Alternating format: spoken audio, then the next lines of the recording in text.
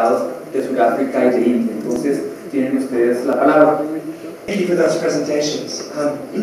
I have a question about corruption.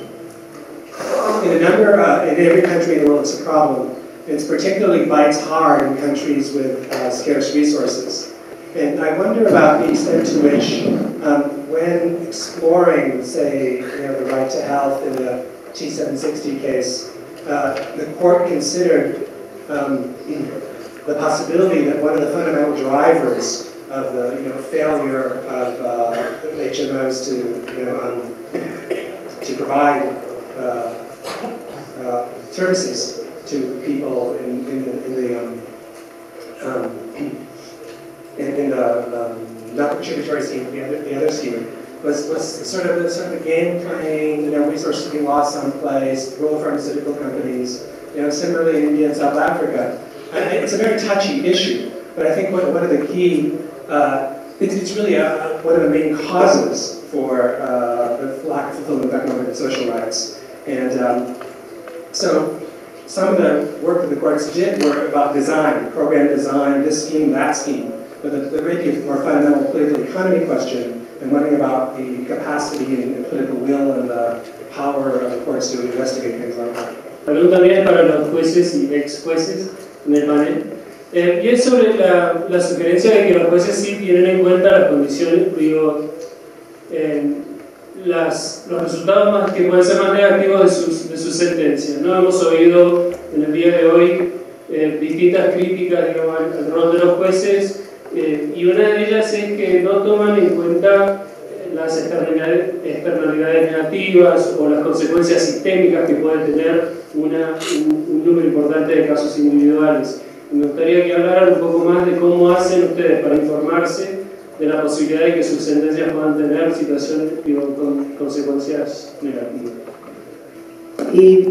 El tema de los resultados de la sentencia, eso surge del trabajo que uno va haciendo y qué es lo que va viendo, qué es lo que va pasando. Debo aclarar previamente que nuestra corte no es una corte constitucional como es acá en Colombia. Nuestra corte llegan los casos de las instancias anteriores, o sea que nosotros ya tenemos las pruebas producidas y por otro lado también sabemos cuál es el estado de lo que pasa económicamente y cuál es el impacto que puede tener económicamente. Entonces, por ejemplo, en el tema de vivienda.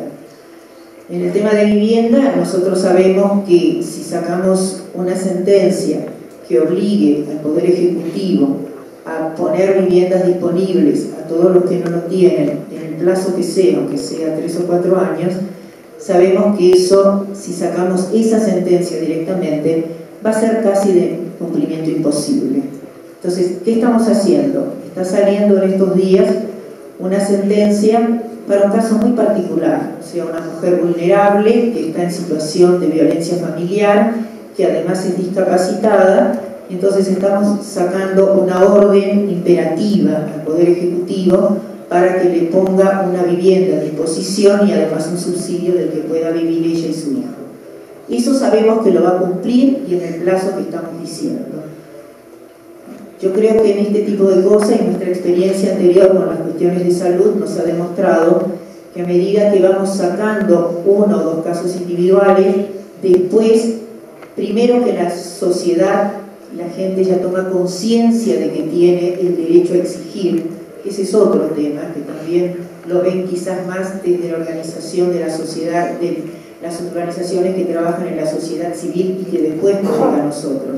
Es un tema muy importante, o sea, saber reconocer que hay derecho. Entonces, de estas pequeñas formas, la gente va tomando conciencia y nosotros esperamos que después vengan los otros pedidos y a medida que haya más pedidos, de alguna manera se va a resolver quizás también fuera del ámbito judicial.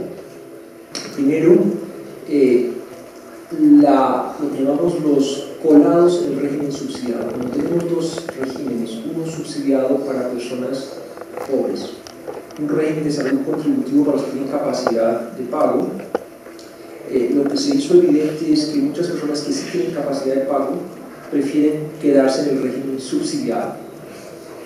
Eso obviamente crea una desfinanciación del sistema.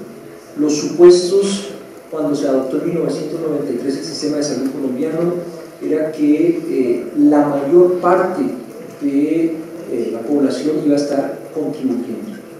Claro que era un supuesto también basado en el nivel de empleo que iba a haber en Colombia y cómo iba a evolucionar el empleo, dado que en últimas la contribución se paga principalmente por las personas que están empleadas, aunque una persona independiente también contribuye, pero el independiente tiene más capacidad de esconderse y de pronto meterse por el régimen subsidiado y no contribuye. Ahí hay un primer problema.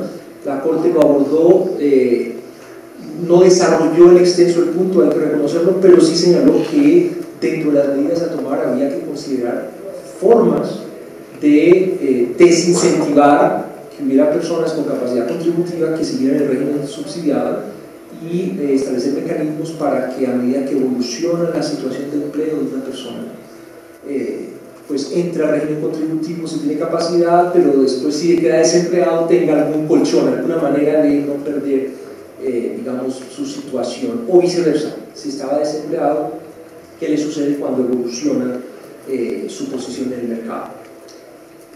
Un segundo aspecto importante general tiene que ver con cómo se están gastando los recursos de la salud.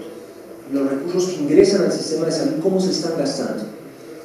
No solo por aseguradores privados, sino también por digamos, entidades públicas que tienen responsabilidad, especialmente en el régimen subsidiado, una responsabilidad mayor.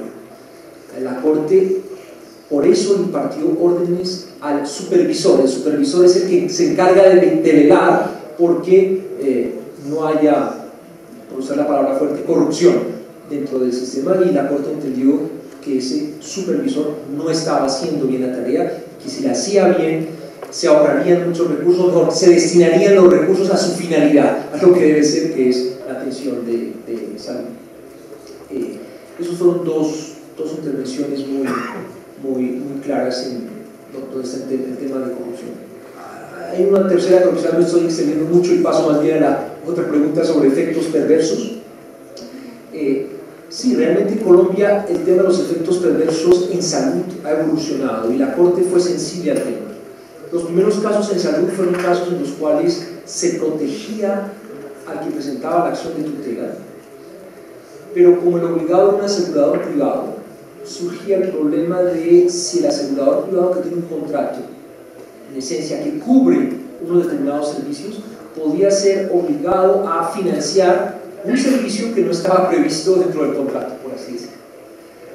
Y entonces, claro, era un primer efecto perverso a analizar. La Corte abordó ese efecto en una sentencia de sala plena a finales de los años 90, diciendo que como en Colombia hay un fondo de solidaridad en materia de salud, cuando el servicio curativo de salud no estuviera previsto dentro del plan de beneficio y por lo tanto cubierto por el contrato de aseguramiento, digamos, llamémoslo así en términos genéricos, podía el asegurador privado repetir contra ese fondo de solidaridad, y el fondo de solidaridad entonces financia ese servicio no incluido en el plan de beneficio. Fue una manera en que la Corte a finales de los años 90 trató de abordar ese efecto negativo de una protección en casos concretos de servicios no previstos en el plan de beneficios. Pero por supuesto, a medida que hubo un litigio abundante en la materia, yo resaltaría que en Colombia el 40%, la última vez que les decía, el 40% del litigio constitucional tiene que ver con derechos sociales y el derecho a la salud es el primero. Entonces, a medida que se litiga individualmente mucho en el ámbito de la salud, hay personas que reciben una atención en salud que otras personas igualmente situadas no reciben, primer problema.